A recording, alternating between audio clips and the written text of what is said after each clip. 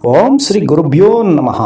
తీక్ష్ణ దంష్ట్ర కరాళ వదనాయ కల్పంత దహనోపమాయ భక్తప్రియాయ కాలభైరవాయ నమో నమః. ఈ సంవత్సరం అంటే 2026 ఏప్రిల్ 10వ తేదీ శుక్రవారం అత్యంత శక్తివంతమైన కాలాష్టమి పర్వదినం. ప్రతి నెల కృష్ణపక్షంలో వచ్చే అష్టమి తిథిని మనం కాలాష్టమిగా జరుపుకుంటాం.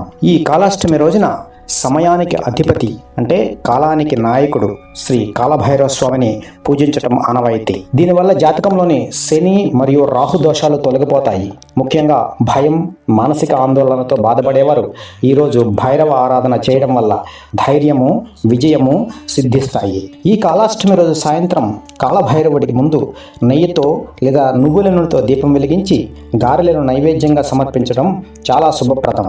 ఈరోజు కుక్కలకు ఆహారం పెట్టడం ద్వారా స్వామివారి అనుగ్రహం పొందవచ్చు. మీ జీవితాలలోని కష్టాలన్నీ తొలగిపోవాలని కోరుకుంటూ ఈ శక్తివంతమైన మంత్రాన్ని స్మరించండి. కాలాష్టమి రోజున ఓం హ్రీం బం భటుకాయ ఆపదుద్ధరణాయ కురు కురు భటుకాయ హ్రీం ఓం స్వాహ. శ్రీ కాలభైరవ స్వామి అనుగ్రహం మీ అందరికీ సిద్ధించుగాక. Please like this video and share as much as possible. Thank you for watching. Om Shri Gurubhyo Namaha.